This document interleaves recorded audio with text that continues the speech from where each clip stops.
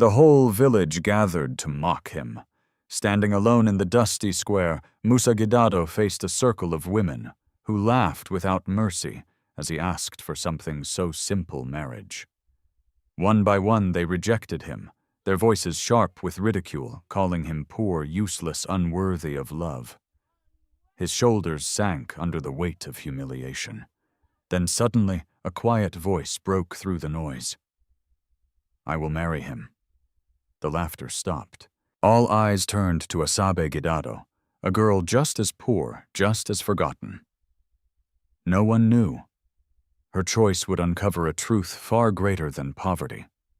Before we continue, tell me, where are you watching from, and what time is it in your country? And don't forget to subscribe for more powerful stories. The village of Kafinta lay under a wide, unforgiving sky, where the sun seemed to burn a little harsher and linger a little longer than anywhere else. The land was dry most of the year, its cracked soil telling silent stories of failed rains and broken hopes. Life there was not gentle, and neither were the people. In Kafinta, a man's worth was measured in what he owned land cattle harvests. And by that standard, Musa Gidado was worth nothing. Every morning before the first call to prayer echoed across the village, Musa was already awake. His hut, made of old mud bricks and a rusted tin roof, barely stood against the wind.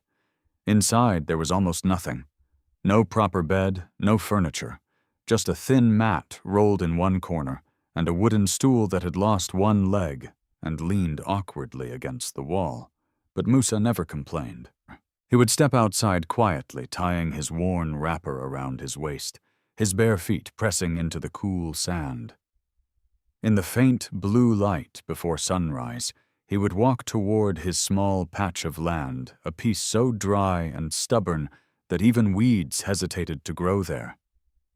The villagers often joked that Musa was farming dust. "Look at him," one man would laugh at the local tea stall. "Every season he plants hope and harvests nothing." Another would shake his head. "That land has rejected him just like every woman in this village." The laughter would spread quickly, easy and careless, like harm often is. Musa heard them, he always did. But he never responded. Instead, he worked. Hour after hour, under the punishing sun, he dug into the hardened earth with tools so old they looked ready to give up before he did. His hands were calloused, his skin darkened by years of labor, his back slightly bent, not from age, but from burden. Yet there was something about him that didn't match the image the villagers had created. It was in the way he observed things quietly, carefully, as if he saw more than he showed. It was in the way he spoke rarely, but always with clarity when he did. And it was in his eyes, steady, thoughtful, holding a depth no one bothered to notice. Because no one was looking. Except one person. Asabe Gidado had been watching Musa for a long time. Unlike most people in Kafinta, Asabe did not have the luxury of mocking others. Life had stripped her of that comfort early.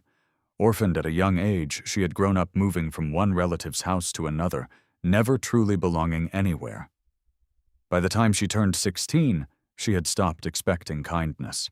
Now in her early 20s, Asabe survived by doing whatever work she could find, washing clothes by the river, helping older women in the market, carrying loads for travelers. Some days she ate, some days she didn't. But she never begged. There was a quiet strength in her, a kind of dignity that poverty could not erase. That morning, like many others, Asabe was by the river, kneeling at the edge with her hands submerged in cloudy water as she scrubbed a pile of clothes. The sun had barely risen, yet the heat was already pressing down on her shoulders. Around her, other women talked loudly, their voices filled with gossip. "Did you hear?" one said, wringing out a wrapper. "Musa is planning to ask for a wife again at the gathering today." Another burst into laughter. "That man has no shame, what will he feed a wife?" And more laughter followed. Asabe kept her head down, her hands moving steadily, but her ears heard everything. "He should just accept his fate," a third woman added. "No woman wants to suffer like that." There was a pause. Then someone spoke in a lower, more mocking tone. Unless she's even poorer than him. The group laughed again. Asabe's hand slowed. She lifted her eyes slightly, her gaze drifting toward the distant path that led to Musa's farm. Though she couldn't see him from there, she knew he was already working alone, as always. For a moment, something stirred in her chest. Not pity, something else. Later that day, the village buzzed with unusual energy. The marriage gathering was not a regular event, but it happened from time to time, when men sought wives, publicly hoping to find someone willing among the families present. It was both a tradition and sometimes a spectacle. By afternoon, people had gathered in the central square. Elders sat on wooden benches under a large baobab tree, while younger villagers stood in clusters, whispering and laughing. Asabe stood at the edge of the crowd, her arms folded loosely, her expression unreadable. She had not planned to come, but something had drawn her there. Across the square, Musa stood alone. Even from a distance, Asabe could see the tension in his posture, the slight stiffness in his shoulders, the way his hands clasped and unclasped at his sides. His clothes were clean, but worn, his sandals nearly falling apart. He looked small in the middle of the crowd. A few boys snickered as they passed by him. "Look, the farmer of dust is here," one whispered loudly enough for others to hear. More laughter. Musa didn't react. One of the elders cleared his throat, signaling the beginning of the gathering. Conversations quieted, though not completely. "Who comes forward today?" the elder asked, his voice carrying authority. There was a brief pause. Then Musa stepped forward. A ripple moved through the crowd, amusement, anticipation, disbelief. Asabe felt her breath catch. She watched as Musa raised his head, his voice steady despite everything. "I, Musa Gidado." He began, "Seek a wife, a partner to share life with." For a heartbeat, there was silence. Then the laughter began.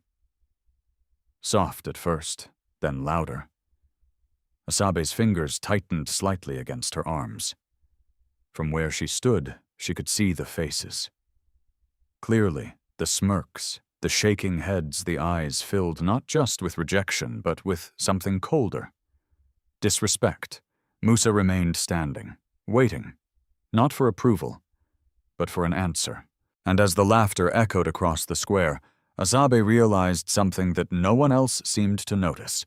He wasn't begging, he was offering. The laughter did not fade. It grew. It rolled through the square like a cruel wave crashing against Musa Gidado as he stood alone beneath the baobab tree. Some women covered their mouths, pretending to hide their amusement, while others made no effort at all. "Look at him," one said loudly, adjusting the bright scarf on her head. "A man who cannot feed himself wants a wife," another scoffed. "Even goats refuse to graze on his land. What kind of home can he offer a woman?" The elders did not laugh as openly, but even they exchanged glances, expressions heavy with doubt, if not quiet agreement. Musa remained where he was, still, steady. Only his hands betrayed him, tightening briefly before relaxing again at his sides. "I am serious," he said, his voice cutting gently through the noise, not loud but firm enough to be heard. "I seek a wife, someone who will walk this life with me. I may not have much, but I will give everything I have." That only made it worse. The crowd erupted again. "A man with nothing offering everything," someone shouted. "What is nothing divided by two?" More laughter.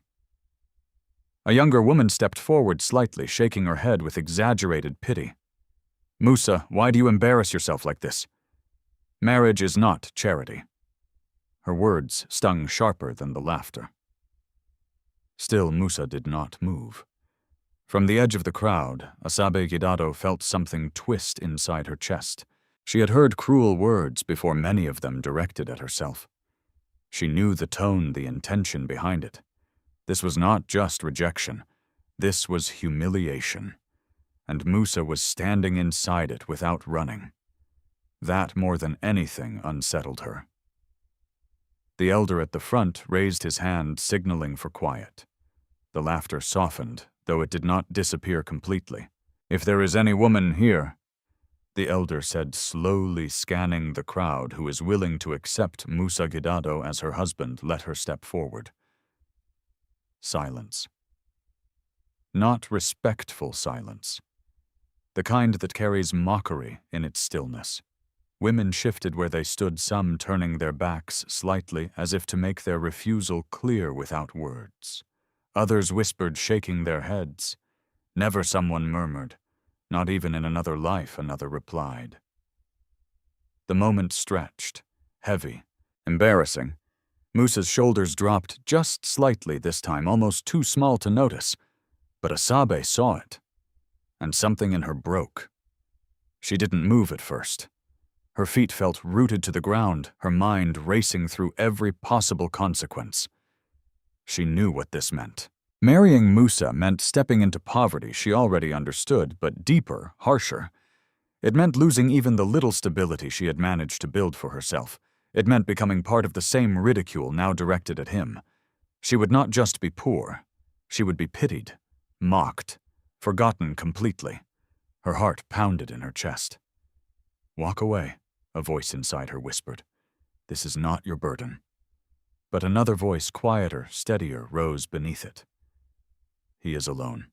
Asabe lifted her eyes again. Musa was still standing there, waiting, not pleading, not arguing, just waiting. For someone to see him, not his poverty, not his land. Him. Her fingers loosened from where they had been gripping her arms. Slowly, almost without realizing it, she took a step forward, then another. At first, no one noticed. The crowd was still whispering, some already turning away, assuming the moment was over. Then someone gasped. "Look." Heads turned. The murmurs shifted. Asabe stepped fully into the open space. Her worn dress moved slightly with the breeze, its faded fabric telling its own story of hardship. Her sandals were old, her posture quiet, but unshaken. She did not look at the crowd. She looked only at Musa. Confusion flickered across his face. The elder frowned slightly. "Asabe, what are you doing?" Her voice when she spoke was not loud, but it carried. "I will marry him." Everything stopped. The laughter, the whispers. Even the wind seemed to pause. For a heartbeat, no one reacted because no one understood. Then the square erupted. Is she mad? That girl has lost her mind. She wants to suffer willingly. A woman pushed forward, pointing at Asabe with disbelief. "You think this is bravery? This is foolishness?" Another shook her head. "Two poor people cannot build a life. You will only double your misery." But Asabe didn't move, didn't respond. She stood there calm, in a way that confused even herself. Because she wasn't sure why she had stepped forward. Not completely. But she knew one thing. She couldn't stand there and watch him be broken in front of everyone. Not when she understood that kind of pain. Musa stared at her. For the first time since he had stepped into the square, his composure cracked. Not in weakness, but in surprise. "You." He began, his voice quieter now. "You are sure?" Asabe nodded once. "I am." It wasn't a dramatic gesture. No grand speech, no explanation. Just truth. The elder leaned back slightly, studying her carefully. "Asabe Gidado, do you understand what you are saying? Marriage is not a decision to make out of impulse." "I understand," she replied. "Do you accept Musa Gidado knowing his condition, his situation?" A flicker of something passed through her eyes. Fear, reality. But she didn't step back. "I accept him." The murmurs continued louder now, harsher. "She will regret this. It won't last. They will come begging for help within months." Someone laughed bitterly. Or days. Through it all, Asabe stood still. And Musa said nothing. Not because he had nothing to say, but because for the first time in a long time he didn't trust his voice. The elder raised his hand again, calling for order. "So it is decided," he said. "By her own will, Asabe Gidado has accepted Musa Gidado as her husband." The words settled over the square like dust. Final. Unchangeable. Some people shook their heads and walked away, uninterested, now that the spectacle had ended.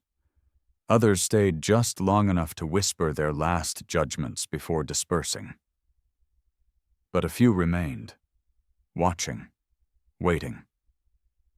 Curious to see how this would unfold, as the crowd thinned, Asabe finally allowed herself to breathe. The weight of what she had done began to settle in. There was no turning back now.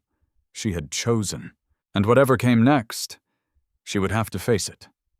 Musa stepped closer, stopping a short distance in front of her. For a moment, neither of them spoke.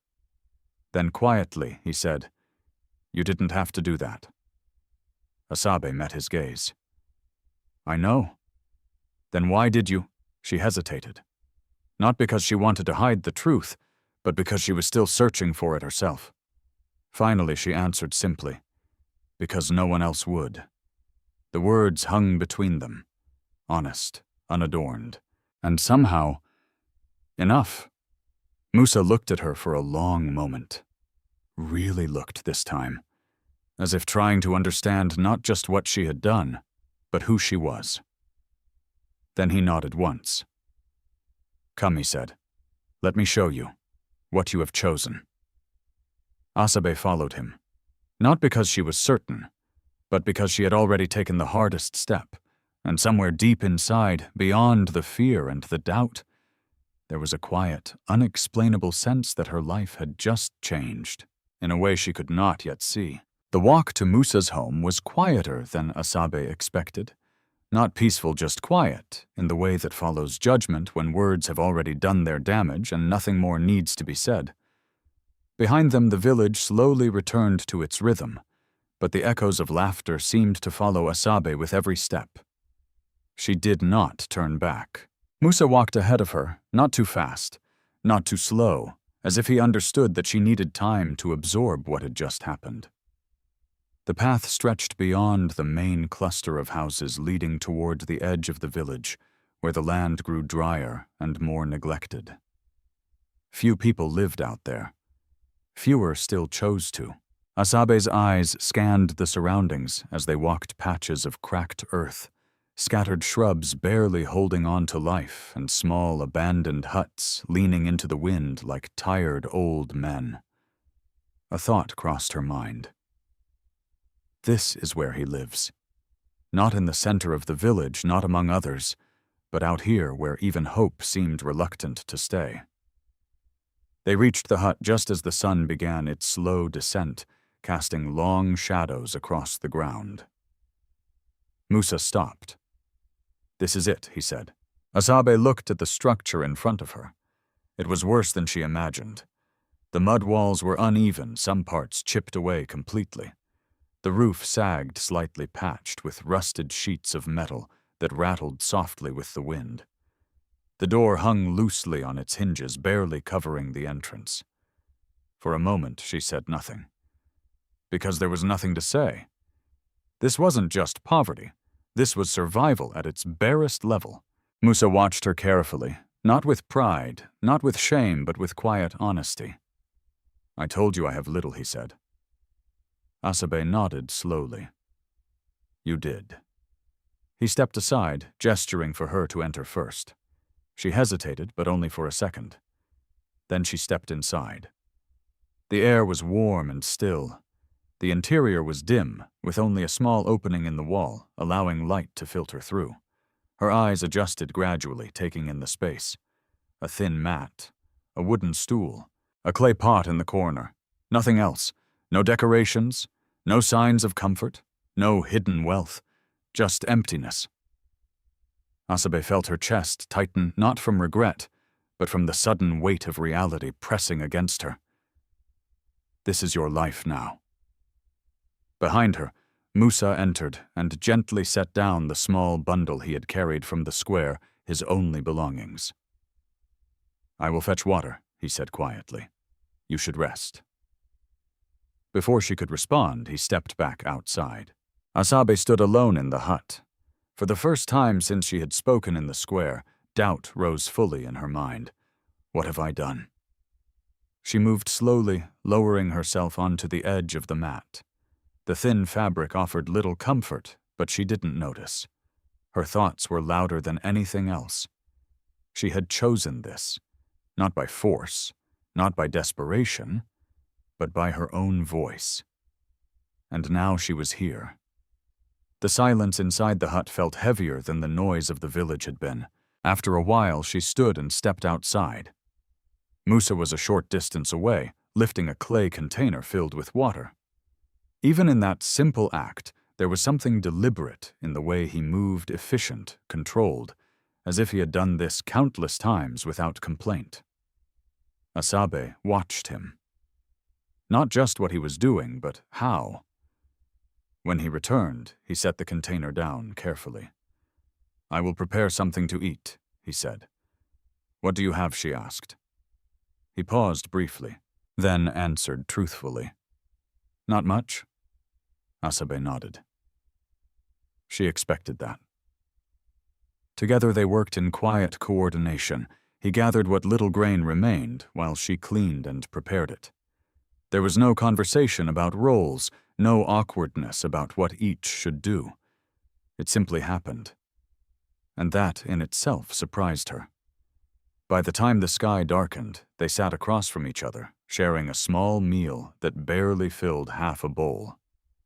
Musa pushed the bowl slightly toward her. "You should eat," he said. Asabe shook her head. "We will share. I am used to less." "So am I," she replied. Their eyes met briefly. Then, without another word, they ate together. The food was simple, tasteless even, but it was enough. Afterward, Musa stepped outside again, sitting on a low stone just beyond the hut. The night air was cooler now, carrying a faint breeze that softened the edges of the day. Asabe joined him a moment later. They sat side by side, not touching, not speaking.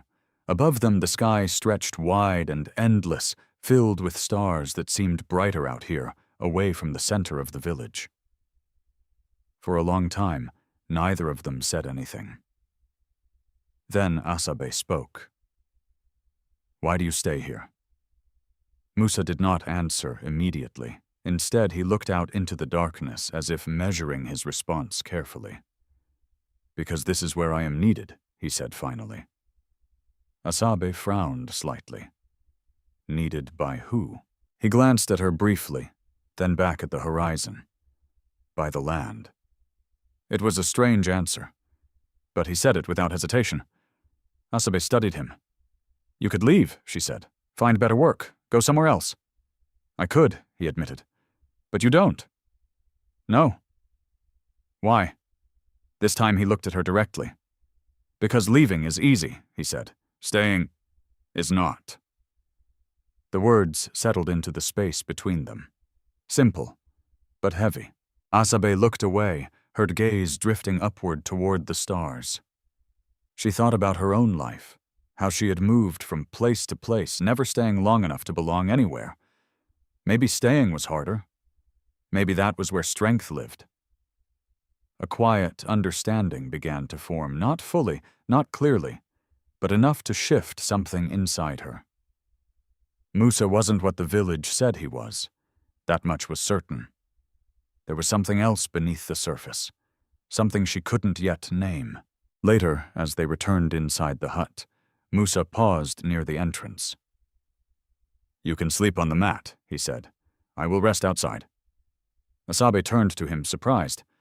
"Outside it is better," he replied simply. "For who, for you?" She hesitated, then shook her head. "No." Musa frowned slightly. "No.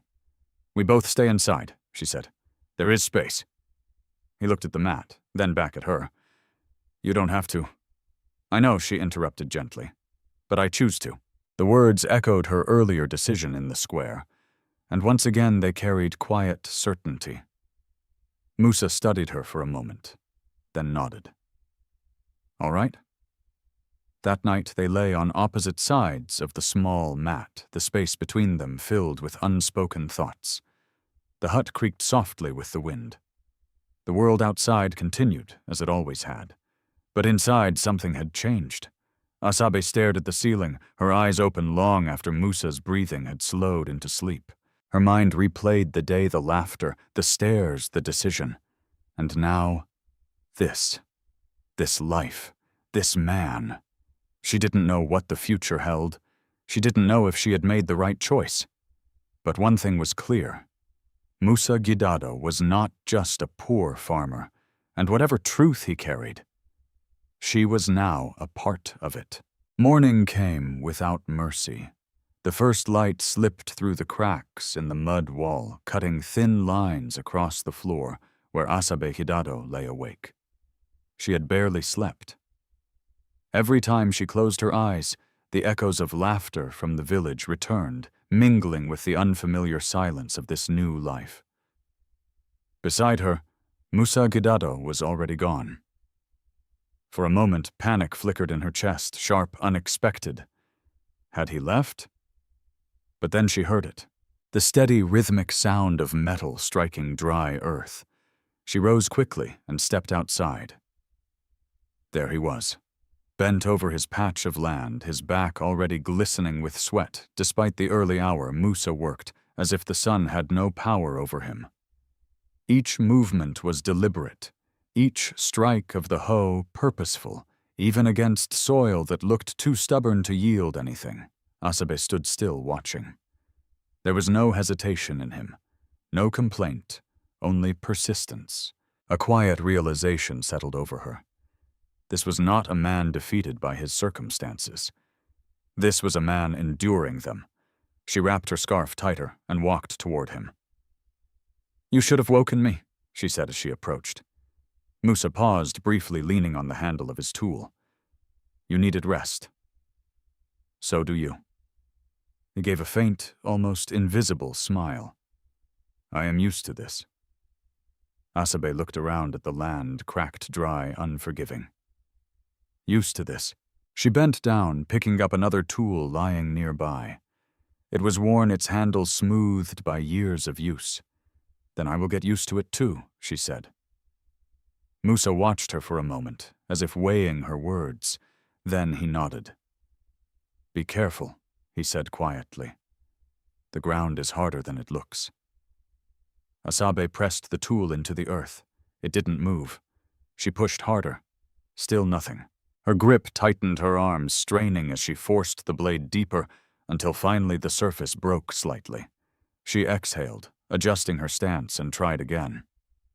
The work was harder than anything she had done before, but she didn't stop. The sun climbed higher, and with it came the heat. Sweat soaked through her clothes, her hands began to ache, and her breathing grew heavier.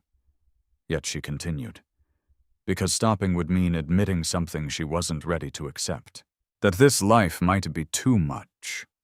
By midday they paused under the small shade of a crooked tree. Musa poured a little water into a metal cup and handed it to her. Asabe drank slowly, savoring each drop. "There isn't much left," Musa said. "I know." They sat in silence for a while, the wind carrying faint sounds from the village voices, laughter, life continuing as if nothing had changed. But everything had. A group of boys passed nearby, their eyes immediately drawn to the sight of them working together. One of them smirked. "Look at them," he called out. "Two hungry people farming nothing," another added. "Maybe they think love will make crops grow." Laughter followed.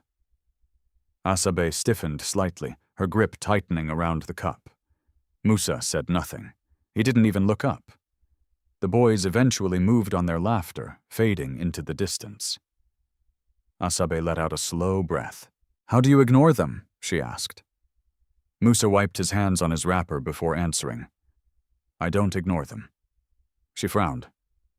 "Then what do you do?" "I listen," he said. "To insults to truth." She studied him, confused. "And there is truth in what they say." "Sometimes," Musa admitted. "The land is difficult. The harvest is uncertain. Life here is hard." He paused, then added, "But their laughter does not define me." Asabe looked down at the ground. She had spent most of her life defined by what others thought of her. Poor girl, orphan, burden, and now, foolish wife. Maybe Musa was right. Maybe those words only had power if she accepted them. By evening, they returned to the hut, their bodies exhausted. There was little food left, barely enough for one person. Asabe opened the small clay pot and stared at its contents. Then she reached for the bundle she had brought with her when she left the village. It wasn't much, just a few personal items she had managed to keep over the years. A small piece of cloth her mother had once owned, a pair of earrings she rarely wore, and a thin bracelet old but still valuable enough to trade. She held the bracelet in her hand, turning it slowly. It was the last thing she owned that had any real worth, Musa noticed. "What are you doing?" he asked. Asabe didn't look up. "This will buy us seeds," she said. Musa's expression hardened slightly. "No." She finally met his gaze. "We need it. I will find another way." "What way?" she asked, quietly. "The land is dry. The food is almost gone.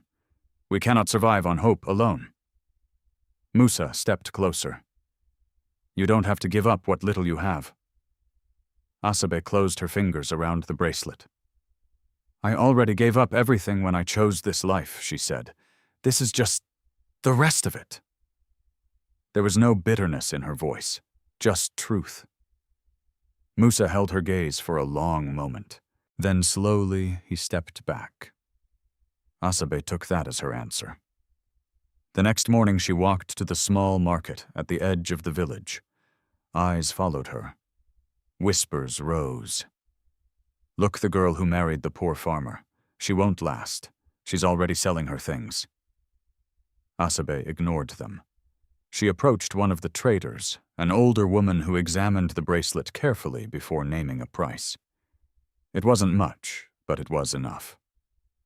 Asabe accepted. When she returned to the hut, Musa was waiting. She placed the small bag of seeds in front of him. "This is our chance," she said. Musa looked at the seeds, then at her. "You shouldn't have done that," he murmured. Asabe shook her head. "I chose to." There it was again. Choice, not obligation, not sacrifice forced upon her, but something she gave willingly. Musa picked up the seeds, turning them slowly in his hand. Something shifted in his expression, something deeper than gratitude. That night as they sat outside under the stars, the silence between them felt different. Not heavy, not uncertain, but connected. "You could still leave," Musa said suddenly. Asabe didn't look at him. "I know. No one would blame you." She let out a soft breath. "I'm not here because of what others think," she said. "I'm here because of what I decided. And if that decision leads to suffering," Asabe finally turned to him. "Then I will face it," she said, "but I won't run from it." Musa held her gaze. And for the first time, something inside him wavered. Because this was not part of the test he had designed. He had expected kindness, he had expected patience, but this was something else. Something real. And for the first time since he had come to Kafinta, Musa Gidado felt something he had not allowed himself to feel in a long time. Uncertainty. Not about the test, but about himself. Because if this woman, this quiet, strong, unshaken woman, was willing to give everything without knowing who he truly was, then what did that say about the man he had become? The night stretched on. And somewhere between silence and thought, a question began to take root in Musa's mind. Not about Asabe, but about truth, and how long he could continue to hide it. Before dawn, while the village still slept under a thin veil of cool air, Musa Gidado stood alone at the edge of his field. The seeds Asabe Gidado had bought rested in a small, woven pouch in his hand. He turned it slowly, listening to the faint rattle inside. Each seed felt heavier than it should. not because of what it was, but because of what it meant. Behind him, the hut remained quiet. Asabe was still asleep, her breathing soft and steady exhaustion finally giving her the rest she had denied herself for days. Musa looked back once, then forward again. For a long time he said nothing. But his mind was not still. It never was. Because beneath the worn clothes, beneath the calloused hands, and the quiet patience, Musa carried a truth no one in Kafinta could imagine. He was not just a farmer. He was Musa Gidado, founder and CEO of Arewa Agro Holdings, one of the largest agricultural companies in northern Nigeria. A man whose name opened doors in cities, whose decisions shaped markets, whose signature could move millions. A man who had chosen to disappear. The memory came back to him not gently, but sharply, like something that refused to stay buried. 3 years earlier, a boardroom in Abuja, glass walls, polished floors, the quiet hum of air conditioning, everything clean, everything controlled, and yet that day everything had fallen apart. Musa stood at the head of the long table, listening as voices rose, not in respect, but in argument. "She's only with you because of what you have," one board member had said bluntly. Another nodded. "You built this company from nothing, Musa. But don't be blind, people don't love power. They love what comes with it." Musa had clenched his jaw, refusing to respond. Because the conversation wasn't really about business.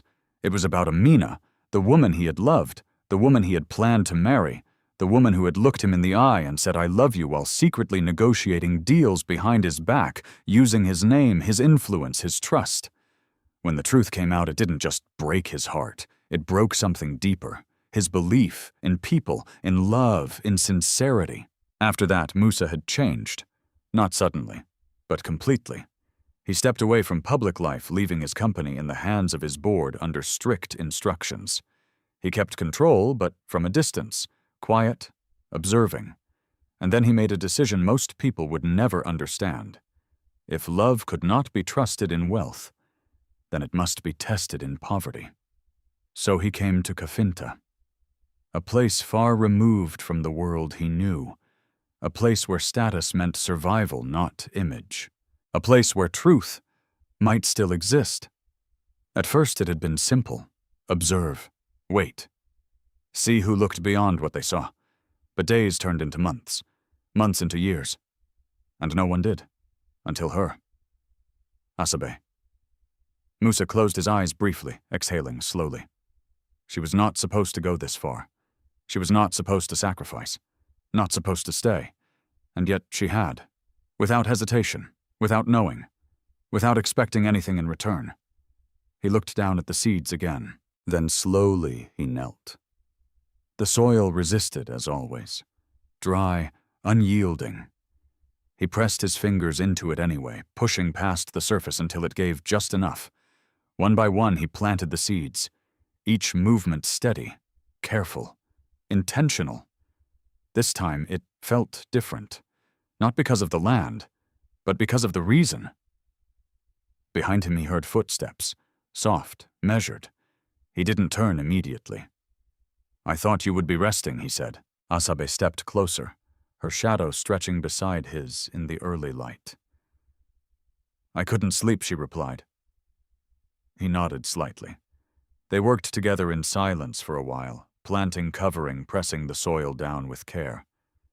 There was something almost sacred in the simplicity of it, until Asabe spoke. "You don't move like someone who learned this recently."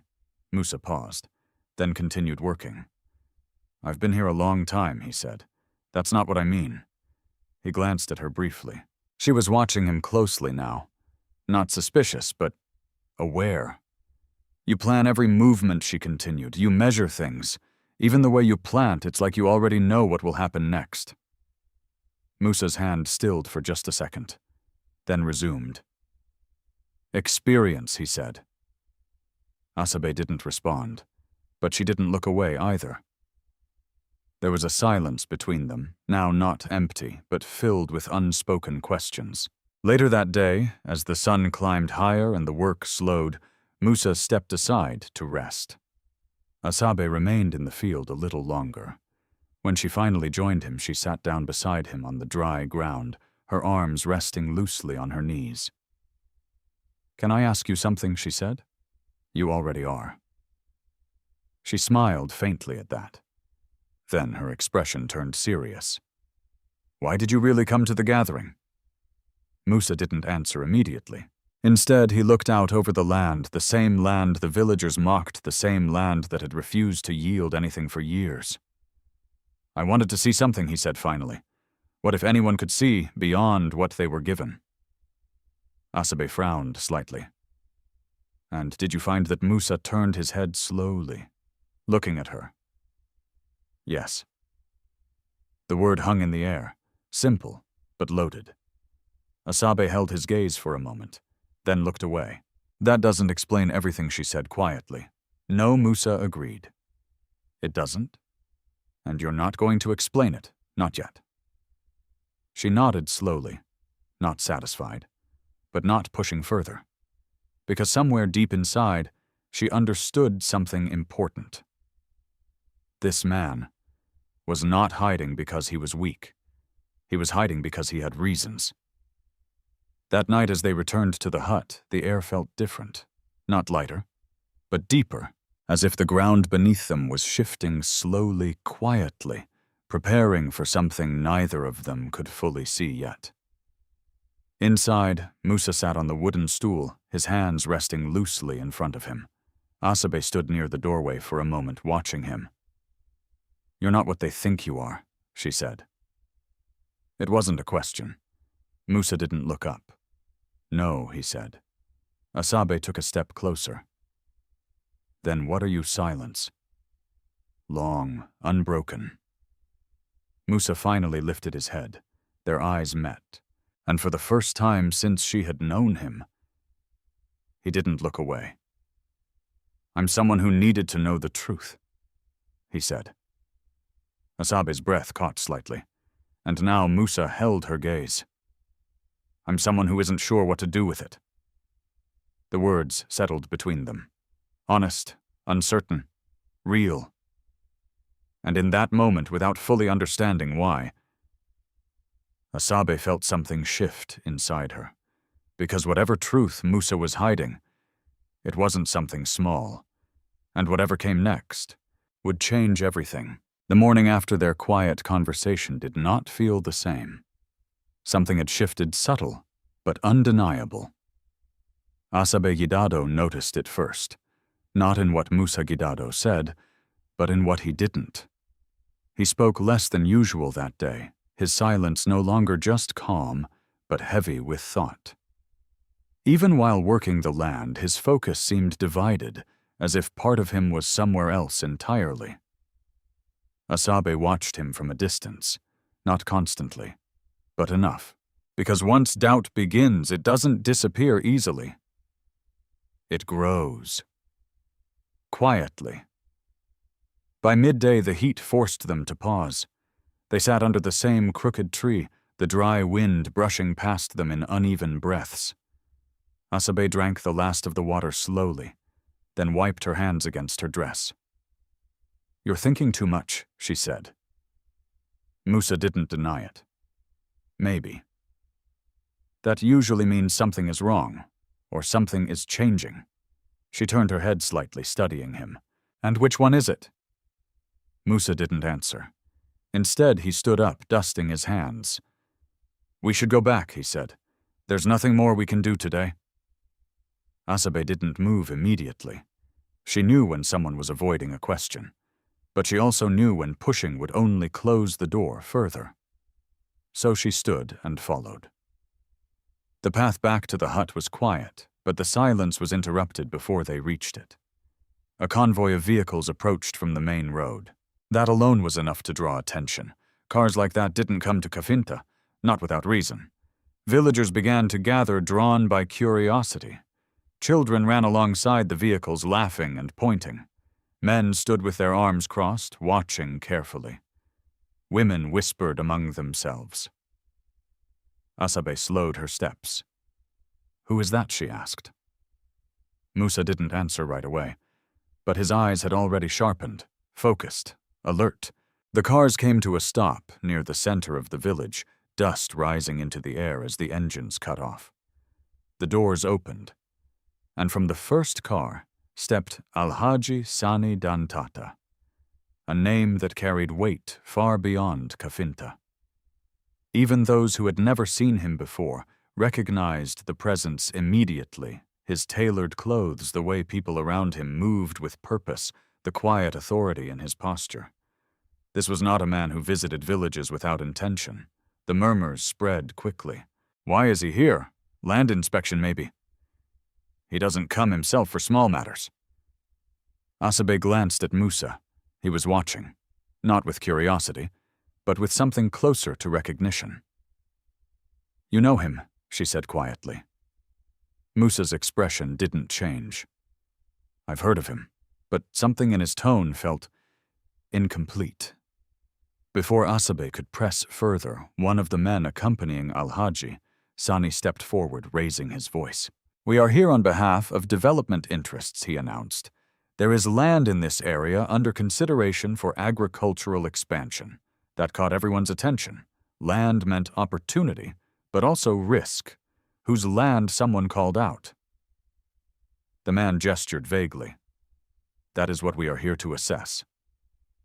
Alhaji Sani remained silent, his eyes scanning the surroundings, not lazily, but with precision, as if measuring everything.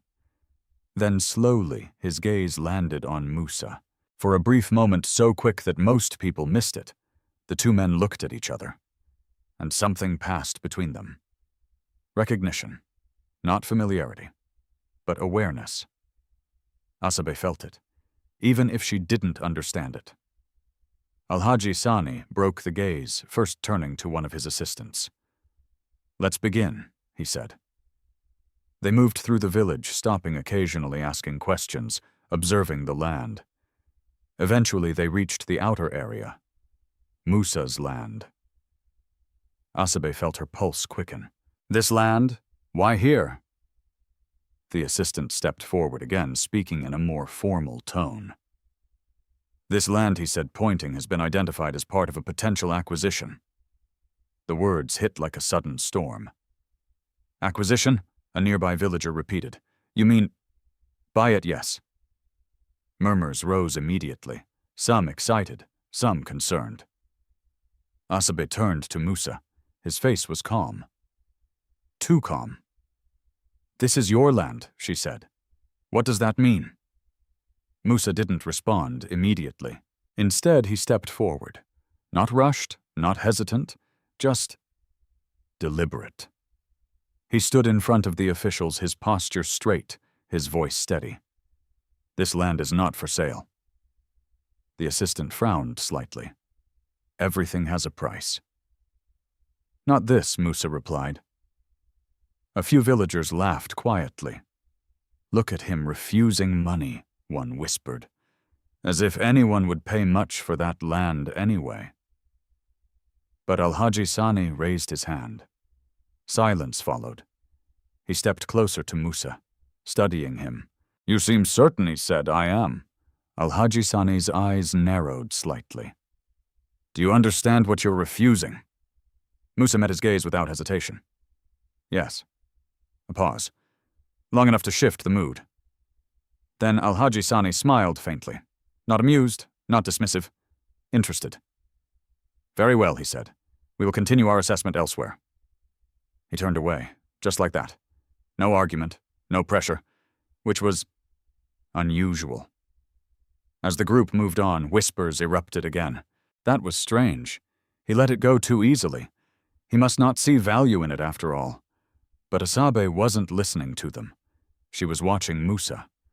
Because what she had just seen didn't make sense. A poor farmer, refusing a powerful man, without fear, without hesitation. That was not normal. That was not survival. That was something else. When the crowd dispersed, Asabe approached him slowly. "Why did you do that?" she asked. Musa looked out over the land. "This land is not just soil," he said. "It doesn't grow anything," she replied. "Not yet." She frowned. "And you think it will?" Musa turned to her. "I know it will." There was no doubt in his voice. None. Asabe held his gaze, trying to understand, trying to fit this man into something she could recognize, but he didn't fit. Not anymore. "You're not afraid of him," she said. It wasn't a question. Musa shook his head slightly. "No, why?" This time he didn't answer with words, just a look. Calm, certain, unmoved. And in that moment something became clear to Asabe. Whatever Musa was hiding. It wasn't weakness. It was power. Not loud, not visible, but real. And for the first time since she had said yes in the village square, fear returned, not of poverty, not of struggle, but of the truth she was slowly getting closer to. Because if Musa Gidado was not the man everyone believed him to be, then who exactly had she married, and how much of her life now rested on something she did not yet understand? The wind picked up slightly, carrying dust across the field. Musa turned back to the land as if the conversation was over. But for Asabe, it had only just begun. By the next morning, the story had spread to every corner of Cafinta. Nothing stayed quiet in a village like this. Not a marriage, not a stranger's visit, and certainly not a poor farmer refusing a powerful man. People gathered in small groups near the well at the market, outside their homes, repeating the story, reshaping it, adding meaning where there was none and suspicion where there was little. And at the center of it all was Asabe Gidado. She knew, one woman whispered as she arranged tomatoes on her mat. That's why she married him. Knew what another asked, that the land had value, that something big was coming. A third woman scoffed. "You think she's that clever? She looked just as poor as him." "Don't be fooled," the first replied. "Some people hide their intentions well." The idea took hold quickly, because it was easier to believe that Asabe had a hidden motive than to accept that she had acted out of pure choice. By mid-morning, the whispers had turned into something sharper. Accusation. Asabe didn't know it yet. She had gone to the market early, carrying a small bundle of firewood to trade for food. The path was familiar, the routine almost comforting. But the moment she stepped into the market, she felt it. The shift. Conversations stopped. Eyes followed her, not with curiosity, but with judgment. She kept walking, one step at a time, ignoring the weight of it pressing against her back. Until someone spoke. "Look who is here." The voice was smooth, sharp, intentional. Asabe didn't need to turn to know who it was. Zainab Bello. Zainab stood near the center of the market, her posture confident, her clothes brighter and newer than most. She had always been one of the more outspoken women in Cafinta, quick to laugh, quicker to judge. And she had been one of the loudest voices mocking Musa at the gathering. Now her attention had shifted, directly to Asabe. Zainab stepped forward slowly, her eyes scanning Asabe from head to toe. So she said, her tone light, but laced with something harder beneath, "You made your move at the right time." Asabe met her gaze calmly. "I don't understand." Zainab smiled. A thin, knowing smile. "Of course you don't," she replied. "You expect us to believe that you married Musa out of kindness, that you just happened to choose the only man whose land might be worth something." Murmurs spread around them. People were listening now, watching, waiting. Asabe felt her chest tighten slightly, not from fear, but from the realization of where this was going. "I married him because I chose to," she said. Zainab laughed. "Chose him, or chose what he might become? That's not true, isn't it?" Zainab tilted her head. "Then why him? Why not any other man? Why not someone with at least a little stability?" Asabe didn't answer immediately, Because the truth was simple. But simple truths are often the hardest to defend. I didn't choose him for what he has, she said finally. I chose him for who he is. A few people exchanged glances. Some looked uncertain, others remained skeptical. Zainab's smile didn't fade. If that's the case, she said, stepping closer, then you won't mind if he sells the land. Asabe's expression shifted slightly. What Zainab spread her hands casually. If it's not about the land, then why refuse the offer? A man like Musa could never make that land useful. But money, that would change everything. Asabe hesitated, because she had asked herself the same question. Why had Musa refused? But before she could respond, Zainab continued. Unless, she said slowly, you're afraid that if he sells it, your plan falls apart. The words landed hard, not because they were true, but because they were convincing. The crowd murmured again. Doubt began to spread not just about Musa, but about Asabe. She felt it, the shift from curiosity to suspicion. Asabe straightened slightly. Her voice when she spoke was calm, but firmer than before. I don't control Musa's decisions, she said, and I don't need to. Zainab raised an eyebrow. You expect us to believe that I don't expect anything, Asabe replied. You can believe what you want. The simplicity of her answer unsettled Zainab more than an argument would have. For a moment she had no response. Then her expression hardened. You think silence makes you right, she said. It doesn't. It only makes you look guilty. Asabe didn't react, didn't defend, didn't argue, because she understood something Zainab didn't. Not every accusation deserves a response, and sometimes silence is strength. Zainab stepped back, shaking her head. This won't last, she said loudly enough for everyone to hear. Whatever game you're playing, it will end, and when it does, we'll see who you really are. With that, she turned and walked away. The crowd slowly dispersed. But the damage had been done. The whispers remained. Asabe finished her business quickly and left the market without looking back. The walk home felt longer than usual. Heavier. Not because of what Zainab had said, but because of what it had stirred. Doubt. Not about herself, but about Musa. Why had he refused the offer? Why had he spoken with such certainty? Why had Alhaji Sani accepted it so easily? The questions followed her all the way back to the hut. When she arrived, Musa was there, sitting outside, waiting. He looked up as she approached. You're late, he said. Asabe set the small bundle of food down. There were conversations. Musa studied her face. What kind of conversations? Asabe hesitated, then answered honestly. They think I married you for your land. Musa didn't react, not immediately. Then he let out a quiet breath. I expected that. You did, yes. Asabe frowned. And you're not going to do anything about it?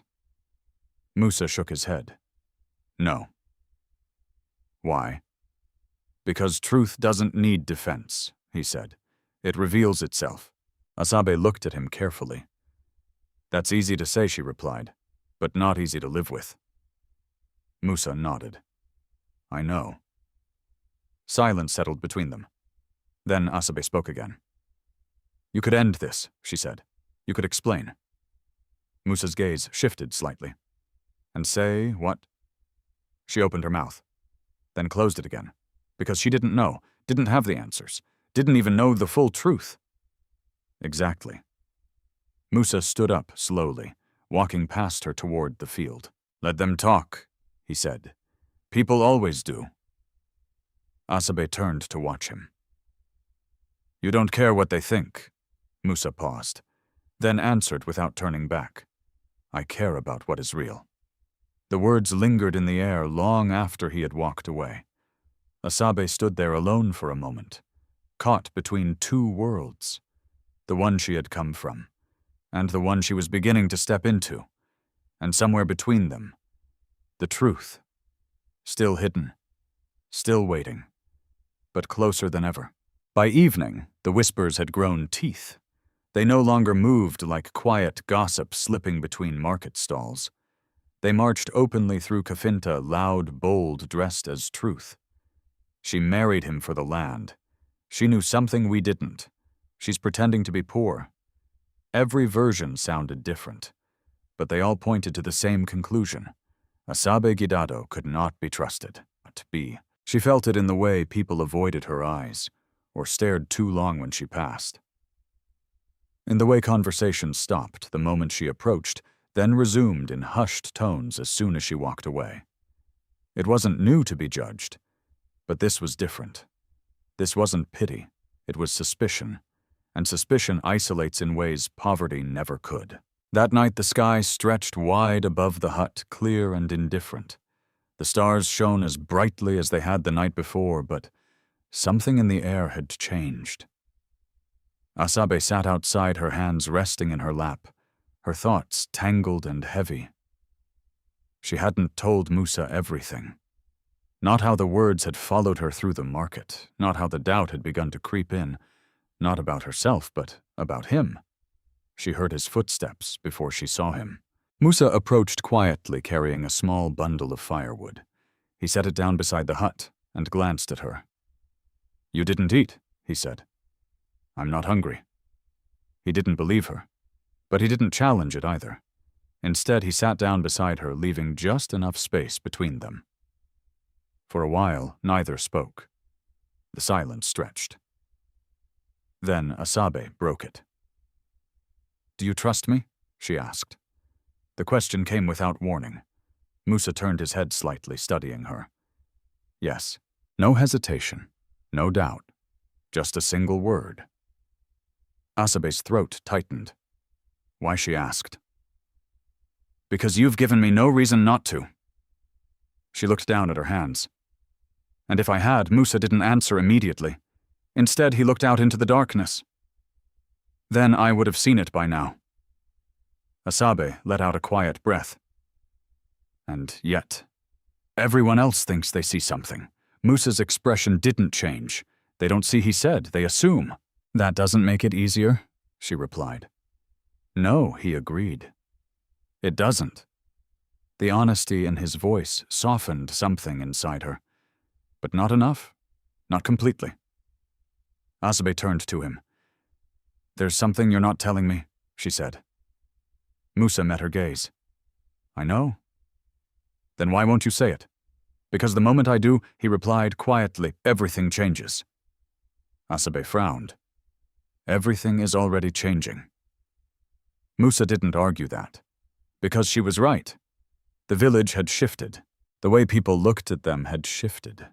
Even the silence between them had shifted. Still, he said nothing more, and that silence hurt more than any rumor. Asabe stood up abruptly. "I went to the market today," she said. Musa remained seated. "I know. They think I married you for your land." "I expected that." "And you still said nothing. What would you have me say, the truth?" She snapped, her voice sharper than she intended. The word hung in the air, heavy, demanding. Musa stood slowly, facing her fully now. "And what truth do you want?" he asked. Asabe opened her mouth, then stopped, because she didn't know. Did she want to know who he really was, or was she afraid of what that truth might take away? Her voice softened. "I want to understand," she said. Musa's expression shifted just slightly.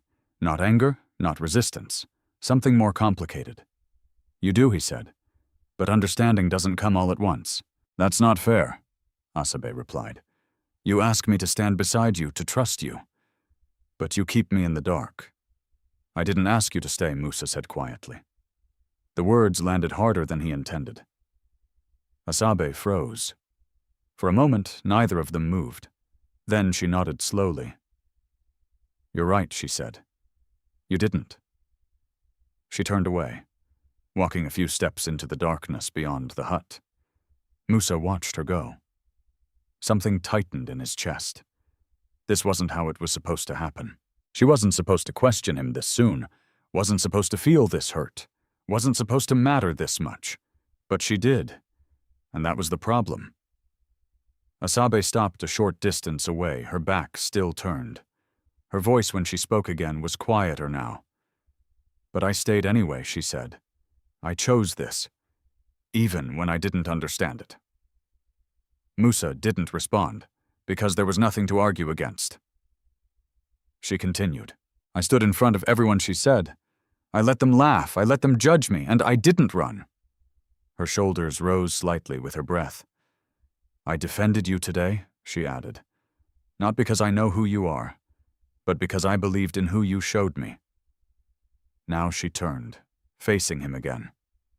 "And now I don't know what to believe." The honesty in her voice cut deeper than anger ever could. Musa stepped forward, slowly, carefully. "Asabe, no," she said, raising her hand slightly. "Not to stop him completely, just to hold the moment. I'm not asking you to explain everything," she said, "but I need something real, something I can hold on to, that isn't silence." Musa looked at her, really looked. And for the first time since he had come to Kafinta, he felt cornered. Not by power, not by pressure, but by truth, his own. "You are real," he said finally. Asabe blinked. "What you Musa repeated, what you've done, what you've chosen, that is real."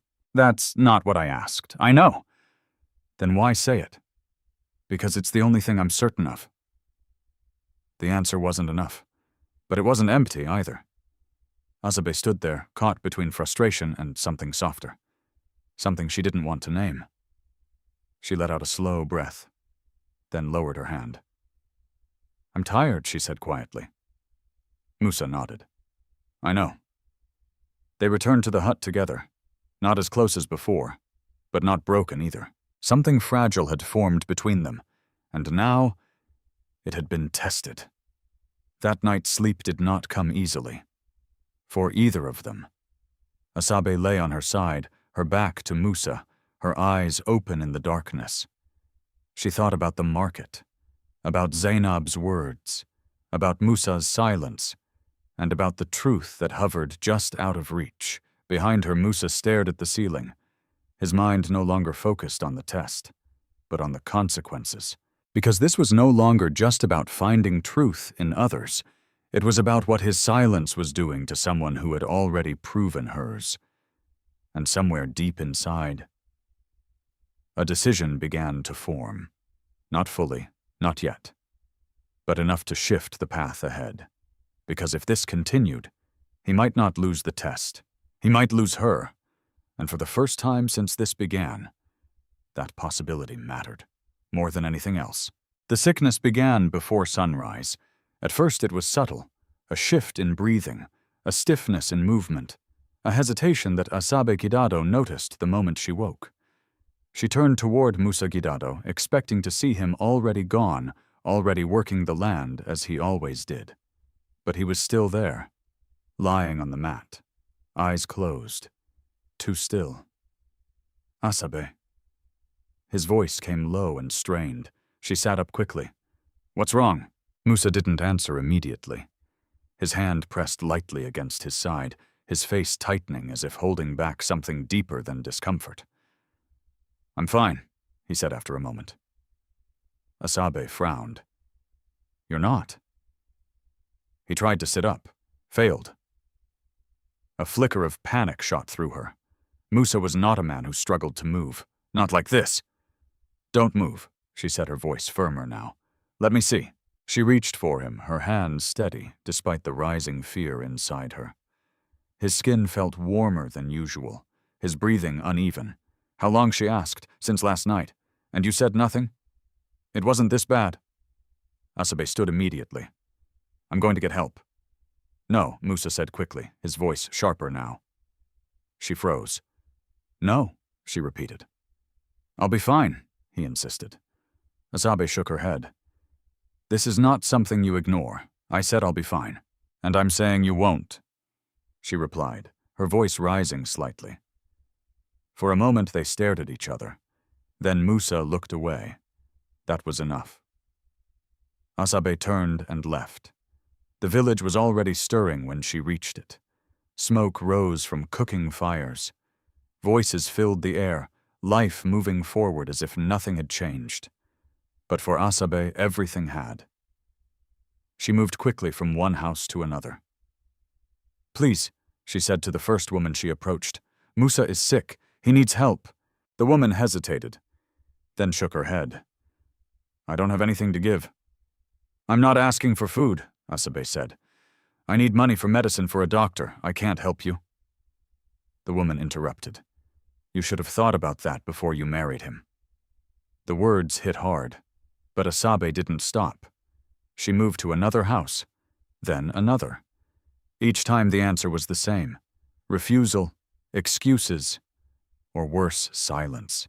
By the time she reached the center of the village, her steps had slowed, not from exhaustion, from disbelief. How could they turn away like this? Even for a sick man. She spotted a group of men near the well. "Please," she said, approaching them. "I need help. Musa is ill, he can't stand. I need money to take him to the clinic." One of the men laughed softly. "The same Musa who refused to sell his land," he said. Asabe stiffened. "This isn't about land. It's always about something," another man added. "Maybe he should sell now." "This is not the time for that," Asabe said, her voice tightening. The first man shrugged. "Then it's not the time for us to help." They turned away, just like that. Asabe stood there, her chest rising and falling faster now. Her hands trembled slightly, but she refused to let them see it. She moved again, faster now, more desperate. She went to the market, the same place where she had been accused just the day before. Eyes followed her again, but this time she didn't care. She found Zainab Bello, standing in her usual place, watching. Asabe walked straight toward her. "I need your help," she said. Zainab raised an eyebrow. "My help, Musa is sick," Asabe said. "He needs treatment. I need money just enough to get him to the clinic. I'll repay it. I promise." Zainab studied her carefully. Her silence stretched. "You expect me to believe this?" she said finally. Asabe blinked. "What that he's suddenly sick?" Zainab continued. "After refusing a powerful man." After drawing attention to himself, Asabe felt something snap inside her. "This is not a story," she said, her voice shaking now, not from weakness but from strain. "He is lying on the ground, unable to move. I came to you because I thought you thought what Zainab interrupted, that I would help you after everything. I thought you were human," Asabe said quietly. The words landed harder than she expected. Zainab's expression hardened. "Careful," she said. "You're in no position to insult anyone." "I'm not insulting you," Asabe replied. "I'm asking you. For money. For help." Zainab crossed her arms. "And what do I get in return?" Asabe hesitated. "Nothing," she said. "Just the chance to do the right thing." Zainab laughed. "There's no profit in that." The finality in her voice was clear. There would be no help here. Asabe stepped back slowly. Her options were gone. But she wasn't finished. Not yet. She left the market and headed toward the main road. The path to the clinic was long. Too long to walk with someone who couldn't stand. But maybe she could find someone passing through. A driver. A stranger. Anyone. Time blurred as she waited. The sun climbed higher. Her throat grew dry. Her legs ached, but she stayed. Because going back without help was not an option. Finally, a small truck approached. She stepped into the road, raising her hand. The driver slowed. "What is it?" he called out. "My husband is sick," she said quickly. "I need to take him to the clinic. Please, can you help?" The man looked at her, then at the road ahead. "I don't have time," he said. "I'll pay you," she said. "Later when I can." He shook his head. "Come back when you have money." And he drove on. Dust filled the air behind him. Asabe stood there, still. Her arms dropped slowly to her sides. For a moment, everything went quiet. Not around her, inside her. Because she had done everything, asked everyone, and no one had said yes. Not one. Her knees weakened slightly, but she forced herself to stand. Because there was still one thing left. She turned and began walking back, faster than before. Her heart pounded. Her breath came in sharp bursts. Not from the distance, from fear. When she reached the hut, she didn't slow down. Musa, she called, rushing inside. He was still there, but worse. His breathing heavier, his body weaker. She dropped to her knees beside him. I couldn't find anyone, she said, her voice breaking now. No one would help. Musa opened his eyes slowly. He looked at her. Really looked. At the desperation, the exhaustion, the pain she had carried for him. You shouldn't have gone, he said softly. Asabe shook her head. I would do it again. There was no hesitation, no doubt, even now, even after everything. Musa closed his eyes briefly. Because this was no longer a test. This was something else, something real. And for the first time since it began, he felt the weight of it fully. Because the woman in front of him had just proven something no plan could measure. She was willing to fight for him, even when the world turned away. And now, he had to decide how much longer he would let her suffer. For a truth he was no longer sure he needed to test. By the time the sun reached its highest point, Asabe Gidado had made her decision. Waiting was no longer an option. If the village would not help, then she would go beyond it. She stood inside the hut looking down at Musa Gidado, whose breathing had grown heavier, slower, as though each breath required effort he didn't have left. I'm going to the city, she said. Musa opened his eyes weakly. No, I have to. It's too far.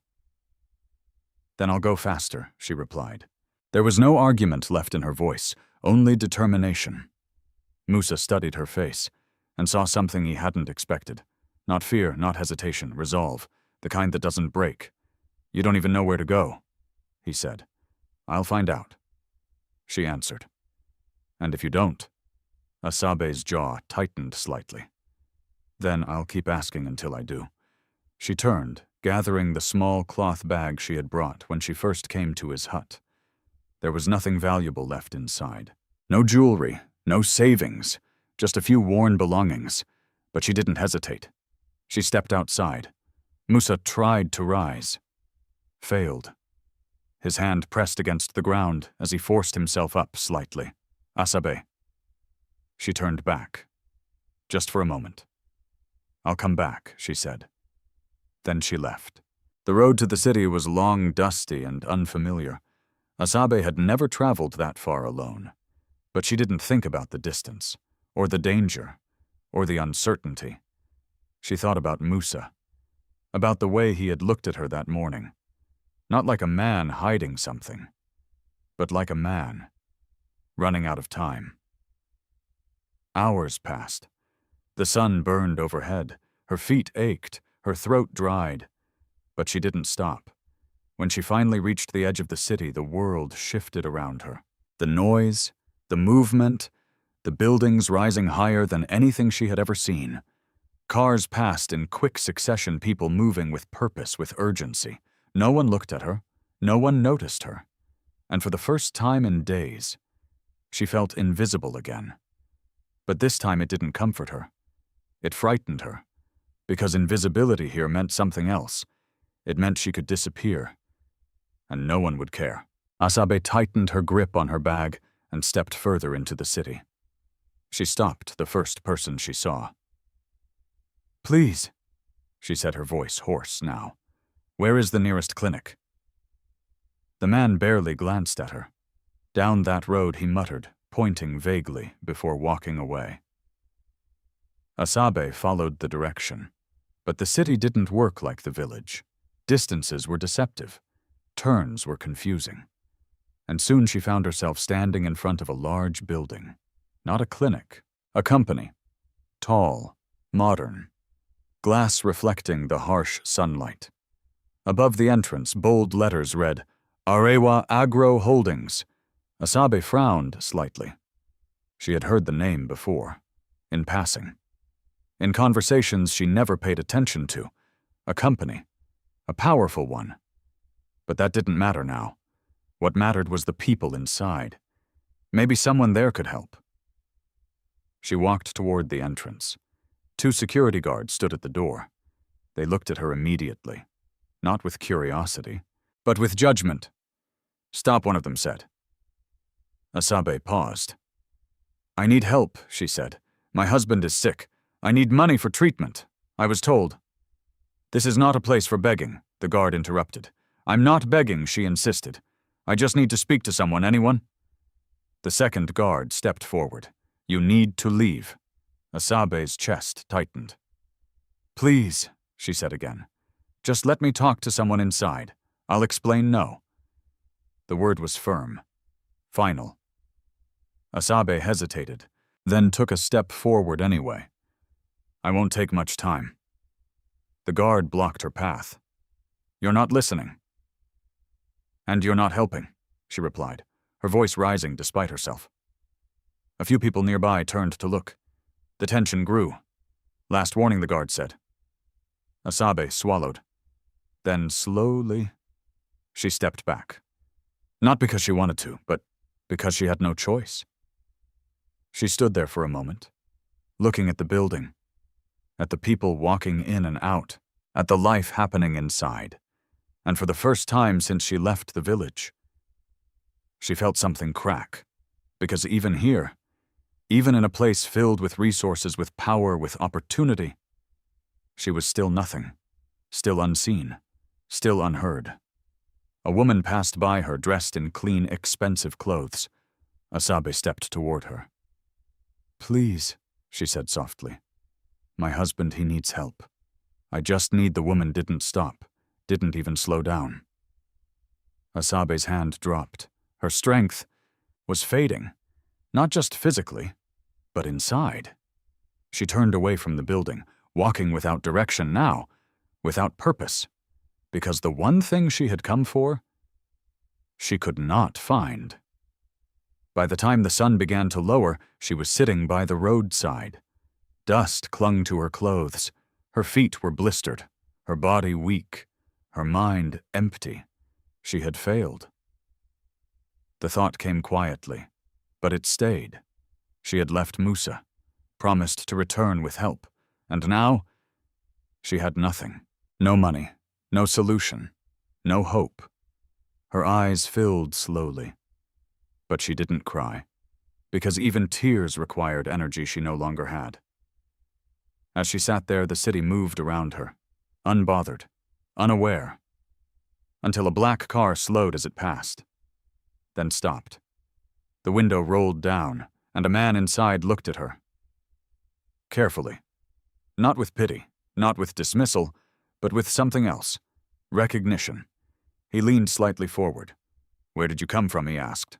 Asabe lifted her head slowly, her voice barely above a whisper. Kafinta. The man's expression shifted, just slightly. Then he asked the question that made her heart stop. Your husband. What is his name? Asabe hesitated, then answered. Musa Gidado. The silence that followed was different, heavier, because something had just changed, and Asabe didn't know it yet.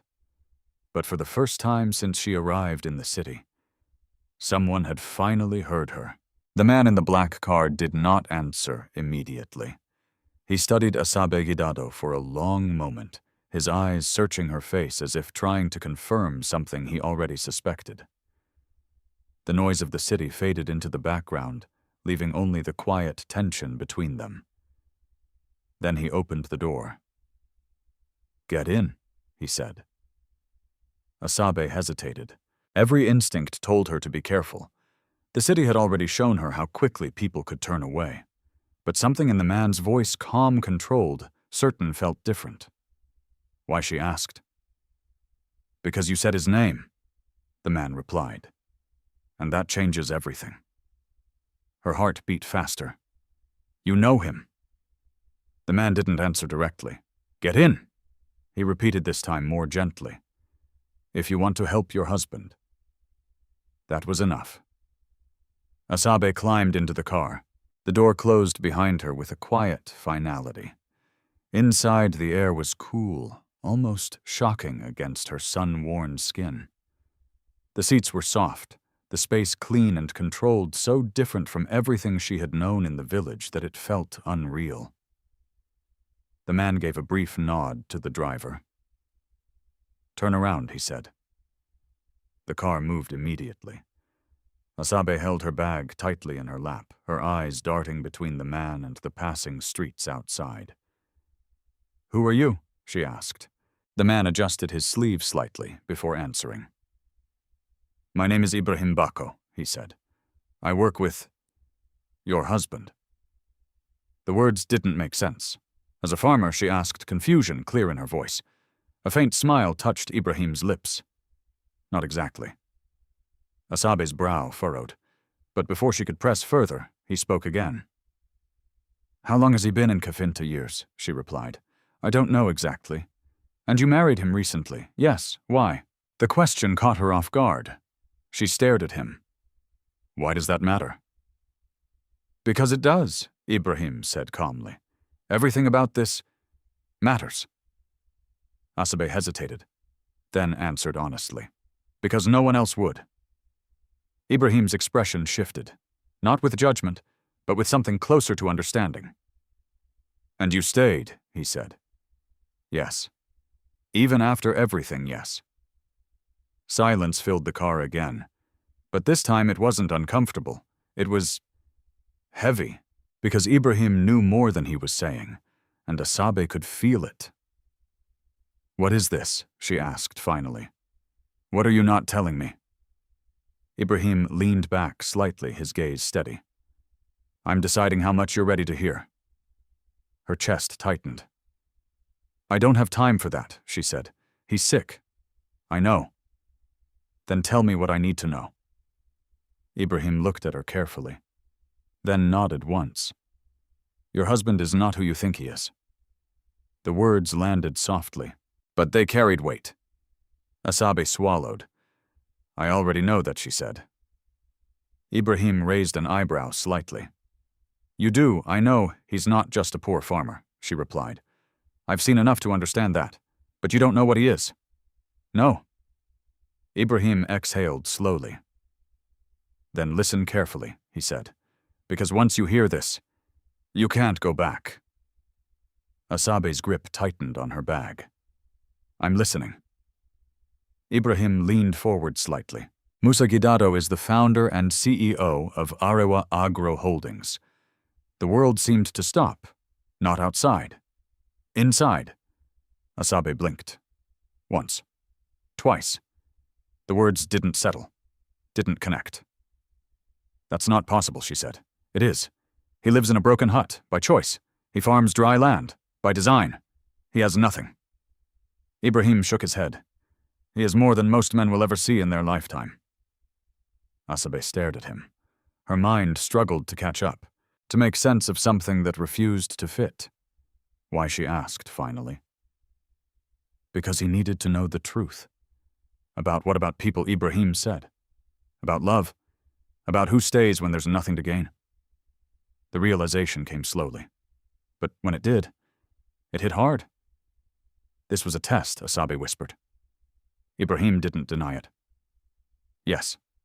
Her breath caught. All of it, she asked. The village, the land, the life he built there. And me, Ibrahim, met her gaze. You were not planned. That made it worse. Because it meant she had stepped into something real. Without knowing. Without protection. Without choice. The car slowed slightly as it approached the road leading out of the city. Asabe turned her head, looking out the window. The world outside felt distant now, unreal, because everything she thought she understood had just changed. He lied to me, she said quietly. Yes. He watched me struggle. Yes. He let me suffer. Ibrahim didn't answer immediately. Then yes. The honesty hurt more than denial would have. Asabe closed her eyes briefly, not to escape, but to steady herself. Because if she allowed everything she felt to surface at once, she might not be able to hold it. When did you know she asked? Ibrahim hesitated. About you, he said. She nodded. When Al-Haji Sani visited the village, he replied, he recognized Musa. He informed us, and you didn't come sooner. We were instructed not to interfere. The words cut deep. Instructed by him. Yes. Asabe let out a slow breath. Of course. Of course he had control over everything. Even this. Even her pain. The car turned onto the road leading back to Kafinta. The landscape began to change again, buildings giving way to open land noise fading into quiet. Asabe opened her eyes. Her expression had changed. Not broken, not shattered, but sharpened. What condition is he really in? She asked. Ibrahim glanced at her. He is not as weak as he appears, he said, meaning the illness is controlled. The anger came instantly, hot, sharp. He's pretending not entirely, Ibrahim replied carefully, but it is part of the test. Asabe looked away, her hands clenched tightly in her lap. Everything inside her shifted, not slowly, all at once.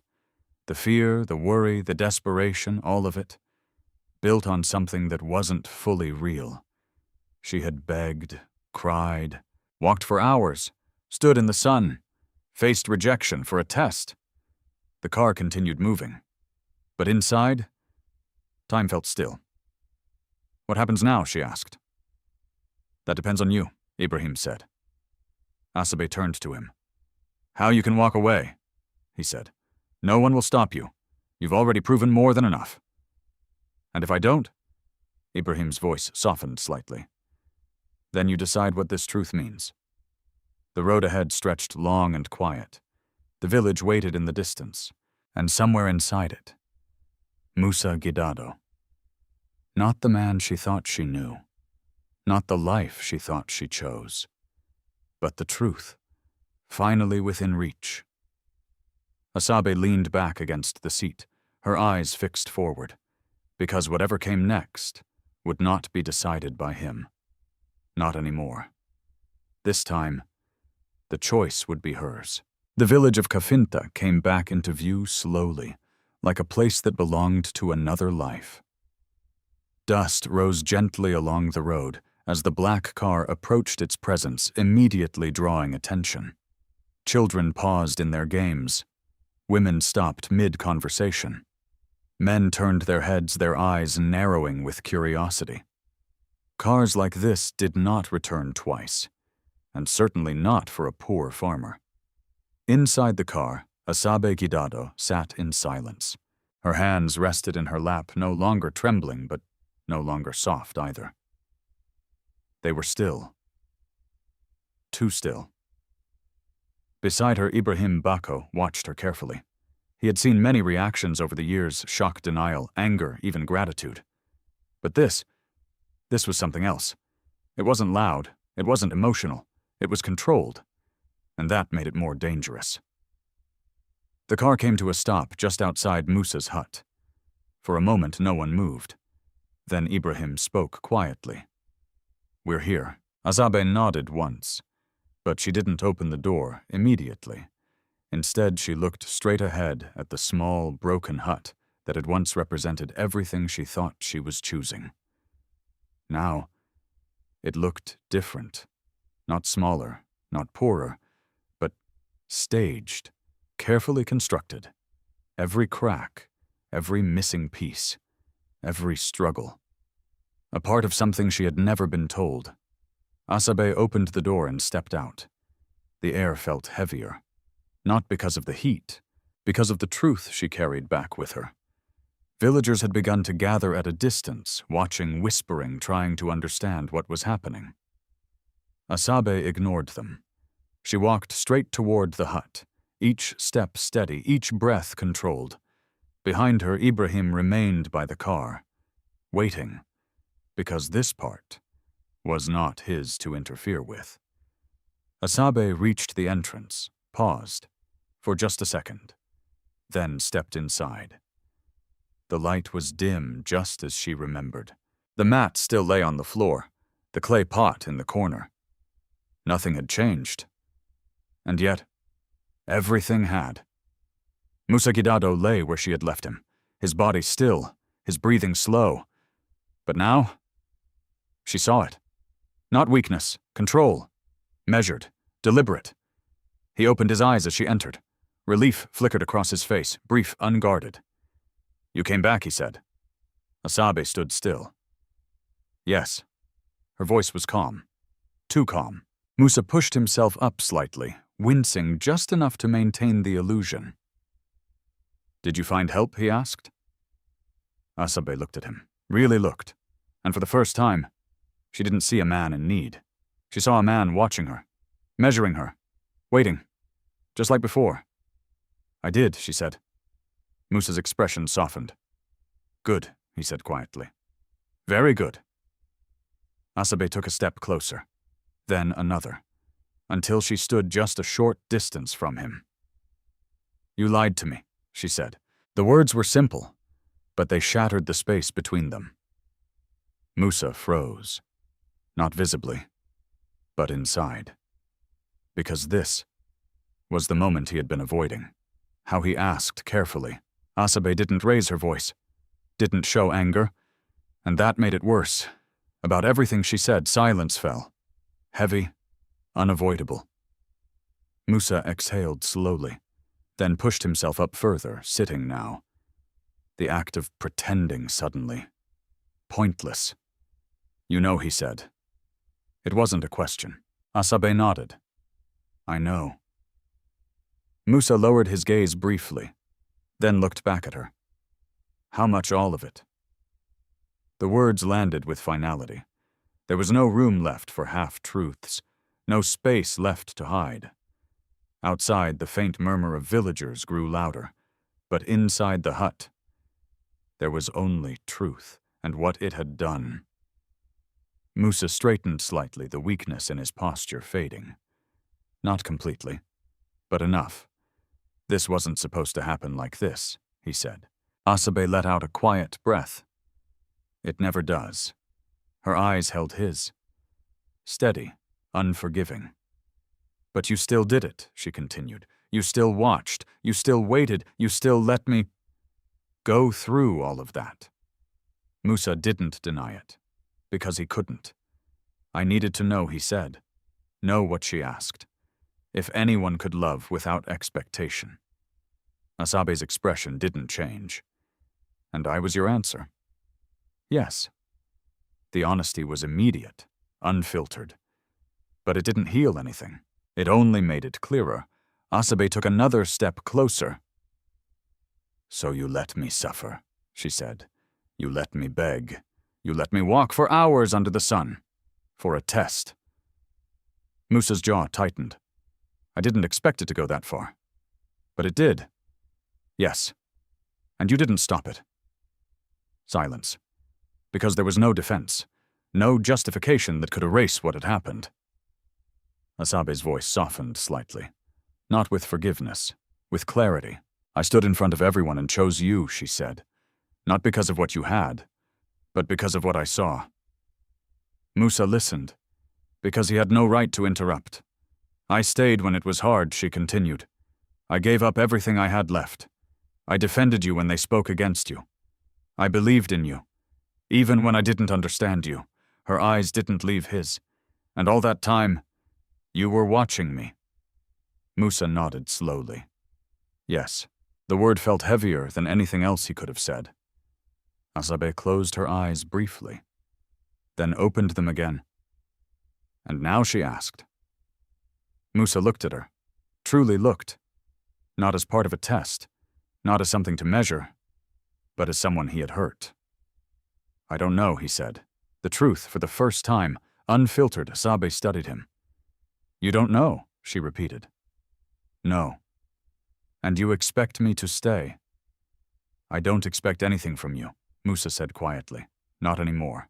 The shift in his voice was real. Gone was the control, the certainty. What remained was uncertainty. Raw, unprotected. Asabe felt it, and for a moment, something inside her wavered. Because this man, the one sitting in front of her now, was not the same man who had watched her suffer in silence. This one didn't know what to do next. But that didn't erase what had been done. Outside, the villagers had moved closer, their whispers louder now, curiosity pulling them in. They had seen the car. They had seen Asabe return. And now, they were waiting. Asabe turned slightly, glancing toward the doorway, then back at Musa. "This isn't over," she said. "No," he agreed. "It's just beginning."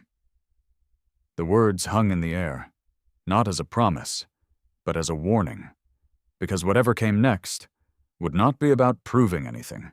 It would be about facing everything, and neither of them was ready. Yet, by the time Asabe stepped out of the hut, the village was no longer whispering. It was watching. A tight circle had formed, men with folded arms, women with narrowed eyes, children standing on their toes to see what they could not yet understand. At the edge of the gathering, the black car gleamed like a foreign truth brought into a place that had always believed it knew everything about itself. Ibrahim Bako stood beside it, composed, waiting. The moment Asabe appeared, the murmurs rose, curiosity sharpening into hunger. "What is happening? Why is that car here again? Who is she with?" Asabe did not answer. She walked forward steady until she stood where everyone could see her. For a heartbeat, she said nothing, letting the weight of their eyes settle, letting the same crowd that had laughed now learn to listen. Behind her, the doorway darkened. Musa Gidado stepped out. The change was immediate. Even those who had mocked him felt it something subtle but undeniable in the way he carried himself now. The slight bend in his back was gone. The hesitation in his steps had vanished. He still wore the same worn clothes, still stood on the same dry earth, but the man inside them was no longer hiding. Zainab Bello pushed forward first. "What is this?" she demanded. "Why is a city car at your hut? What are you hiding?" Asabe turned her head slowly. For once, she said, her voice calm, but cutting through the noise, "You were right about something." Zainab blinked, caught off guard. "What do you mean you said I married him for what he might become?" Asabe continued. "You said I saw something no one else did." A ripple moved through the crowd. Zainab straightened. "So it's true." Asabe's gaze didn't waver. "No," she said. "It's not true." The tension sharpened. Then, "Explain," someone shouted. Asabe stepped aside slightly, giving space, not for herself, for him. Musa moved forward. The air seemed to shift with him. "I will explain," he said. The crowd quieted, not because they respected him, but because something in his tone demanded attention. "My name is Musa Gidado," he began, "but not the way you know it." Confusion flickered across faces. "I am the founder and CEO of Arawa Agro Holdings." Silence. Complete. Absolute. The kind that follows something too big to understand all at once. Then, laughter. Short. Nervous. Disbelieving. "This is a joke," one man said. "It has to be," another added. Zainab's smile returned, but it was weaker now. "You expect us to believe that Musa didn't react." Instead, he looked toward Ibrahim. A small gesture. But enough. Ibrahim stepped forward, opening the car door.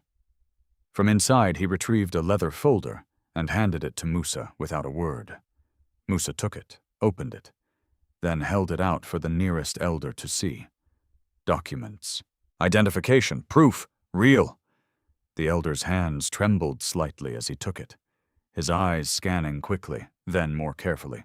His expression changed, from doubt to shock. He looked up.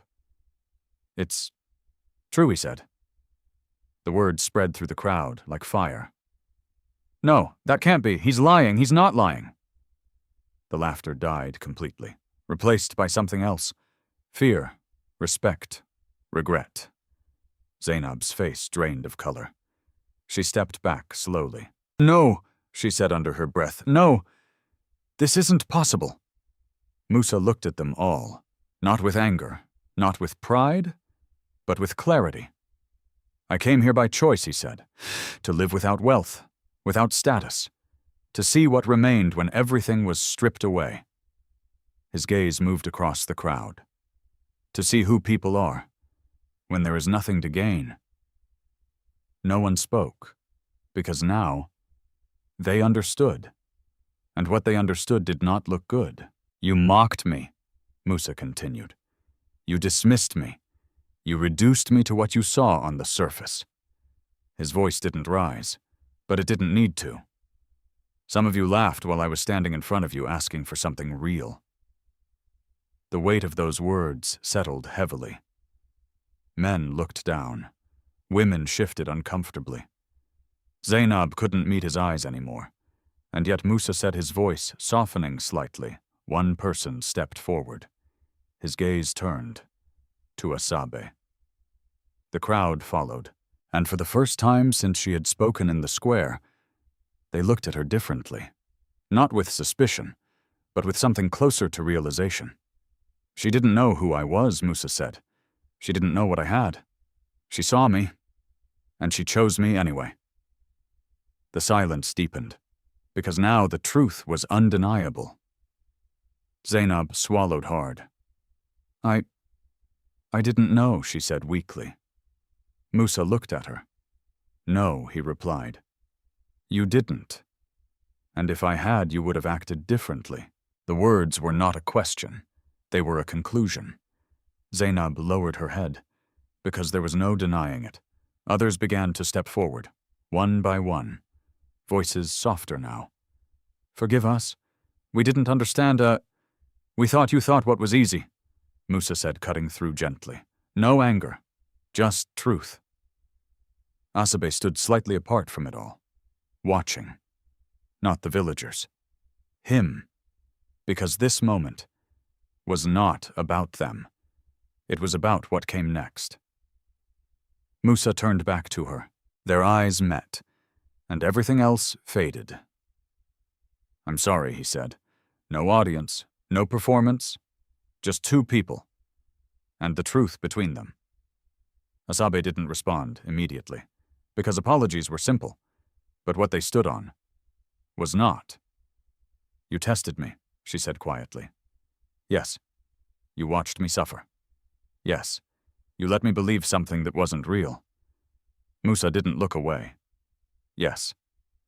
The honesty hurt, because it left no space for denial, no place to hide. Asabe stepped closer, not fully closing the distance, but enough. Do you understand what that means? She asked. Musa nodded slowly. I do? Say it. He hesitated, not because he didn't know, but because saying it made it real. I betrayed your trust, he said. The words settled, heavy, necessary. Asabe's eyes softened slightly, not with forgiveness, but with acknowledgement. Yes, she said, you did. Behind them, the villagers remained silent, because this was no longer their story. It was hers, and his. Musa took a breath. I can't undo what I did, he said, but I can choose what happens next. Asabe studied him. And what is that? Musa's voice was steady now, not as a man in control, but as a man choosing. No more tests, he said, no more lies, only truth. Asabe held his gaze.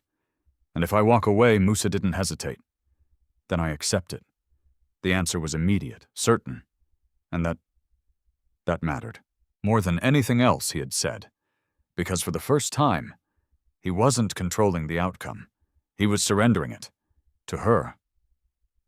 Asabe looked at him for a long moment, then at the villagers, then back at him. Her voice when she spoke again was quiet, but clear. This isn't something that ends today, she said. Musa nodded. I know. It doesn't get fixed with an apology. I know. It takes time. I know.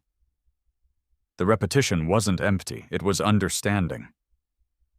Finally, Asabe took a small step back. Not away, just giving space. I'm not ready to forgive you, she said. Musa accepted it. I understand. But I'm not leaving either. That surprised him. Just slightly. Why, he asked. Asabe's answer came without hesitation. Because what I chose was real, she said, even if everything else wasn't. The words settled between them, strong, unshaken. And for the first time since the truth came out, there was something steady again. Not trust, not yet, but something that could become it. Outside the village stood silent, watching, learning, and for once, not laughing. The days that followed did not bring immediate peace. Truth rarely does. Instead, it unsettled everything. The village of Kafinta no longer saw Musa Gidado the same way. The man they had mocked now walked among them with a quiet authority they couldn't ignore. Even when he wore the same worn clothes, even when he stepped onto the same dry land, something had changed. Not in him, in them. Men who once laughed now lowered their voices when he passed. Women who had dismissed him now avoided his gaze. And those who had spoken the loudest, especially Zainab Bello, moved through the village with a visible discomfort, their confidence replaced by something closer to shame. But Musa did not confront them. He did not demand apologies. He did not remind them of what they had done, because that part of the story had already spoken for itself. Instead, his focus turned to something else. Asabe. The space between them was no longer filled with silence, but it was not yet filled with ease. They still worked together in the field, side by side, their movements familiar now, but their conversations were careful, measured as if both were learning how to speak again without the weight of hidden truths. One evening, as the sun dipped low and painted the sky in soft gold and fading orange, they sat outside the hut once more. The same place, but not the same moment. Asabe broke the silence first. The seeds are growing, she said. Musa followed her gaze. Small green shoots had begun to break through the dry soil, fragile but real. Yes, he replied. They are.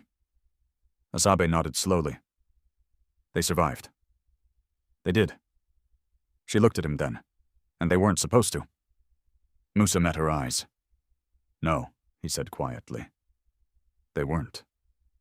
The words carried more than their surface meaning, because both of them understood. This what existed between them was not something that should have survived either, not after everything. And yet, it had. In some form, not whole, but not broken beyond repair. Asabe shifted slightly, pulling her knees closer to her chest. I've been thinking, she said. Musa waited. About what comes next? He nodded once, and Asabe exhaled slowly. I don't want a life built on lies, she said. Not again, not ever. You won't have one, Musa replied. That's easy to say. I know. She held his gaze. Then don't just say it. Musa didn't respond immediately. Instead, he stood, walking a few steps away before turning back to her. When I came here, he said I thought I understood people. Asabe listened. I thought I could separate truth from pretense, that I could create a situation where only honesty would remain. He paused. But I was wrong.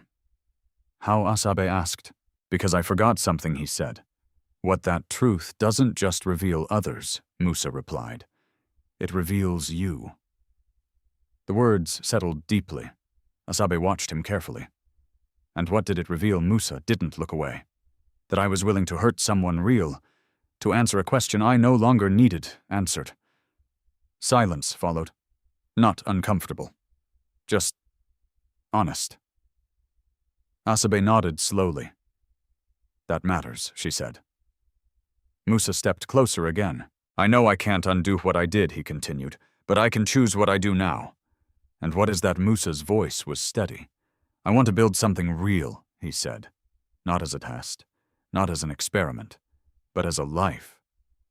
Asabe's expression didn't soften, but it didn't harden either. And you think I'm part of that? I know you are, Musa said. The certainty in his voice was different now. Not controlling, not calculated, just chosen.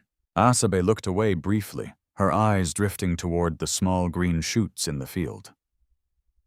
You don't know that, she said. I do, Musa replied quietly. She turned back. Because I stayed. Because you chose, he said. Again and again, even when it cost you something. The words lingered, because they were true, and truth was what she had asked for. Asabe stood slowly, closing the distance between them, not fully, but enough. I'm not the same person I was when I said yes, she said. I know. I won't accept anything less than honesty. You shouldn't. And I won't stay if I feel like I'm being tested again. You won't be. The answers came without hesitation, and that mattered. More than promises, more than apologies. Because this time, he wasn't controlling the outcome. He was committing to it. Asabe studied him for a long moment, then nodded. Not forgiveness. Not yet. But acceptance of something new. Then we start again, she said. Musa's breath caught slightly. From the truth. He nodded. From the truth. Behind them, the village continued to adjust.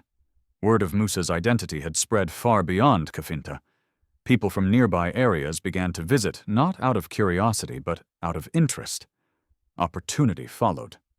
Not immediately, but steadily. Musa did not abandon the land. Instead, he invested in it. Proper irrigation systems replaced dry hope. Tools improved. Seeds multiplied. What had once been a barren patch began to transform slowly, visibly. And he didn't keep it to himself.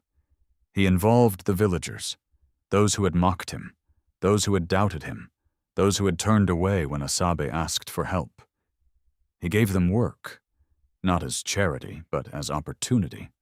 Some accepted with humility, others with hesitation, but all of them learned. Zainab was among the last to approach. She stood at a distance at first, watching, as others worked unsure if she had the right to step forward. Eventually she did. Her voice was quieter than it had ever been. I was wrong, she said. Musa looked at her. I know. I judged what I didn't understand, yes. And I hurt her, she added, glancing toward Asabe. Musa didn't answer, because that part was not his to forgive. Zainab turned to Asabe. I'm sorry, she said. Asabe held her gaze. For a moment the past stood between them, clear, unavoidable. Then Asabe spoke. You were not the only one, she said. Zainab frowned slightly. What do you mean you judged what you saw? Asabe continued, just like everyone else, and you forgive that? Asabe shook her head. I understand it, she said. Forgiveness takes time. Zainab nodded slowly, accepting that. Because this time, she had no right to demand anything more. As the weeks passed, the village changed. Not completely, but enough. Because once truth is revealed, it cannot be unseen. And once dignity is recognized, it cannot be ignored. One evening, as the sun set over land that was no longer empty, Asabe stood at the edge of the field. Musa joined her. They stood side by side. Not as strangers, not as a test, but as two people who had chosen to remain. Do you regret it? Musa asked. Asabe didn't answer immediately. She looked out over the land, at what it had been, at what it was becoming. Then she shook her head. No, she said. Why? Asabe turned to him. Because even if the path wasn't honest, what I chose was... Musa nodded, understanding, finally. And now, he asked. Asabe's voice was steady. Now we make sure everything else is too. The wind moved gently across the field, carrying with it the quiet promise of something new, not perfect, not easy, but real. And for the first time since it began, that was enough. This story reminds us that true love is not found in comfort, wealth, or appearances, but in the choices we make when we have nothing to gain. Asabe chose with her heart, not her eyes, and even when the truth hurt her, she stood in her dignity. Musa, in turn, learned that testing love can destroy the very thing you hope to find. Trust is not built through trials, it is built through truth, patience, and responsibility. In life, we often judge too quickly. We see what is visible and assume it is everything. But behind every person is a story we do not know, a struggle we do not see, and a truth we have not yet discovered. If this story touched you, take a moment to reflect. What would you have done in Asabe's place? Would you have stayed, or would you have walked away? Share your thoughts in the comments. And if you believe in stories that heal, inspire, and reveal truth, don't forget to subscribe, like, and share. Someone out there needs to hear this today. Dahuan Tat Kichban.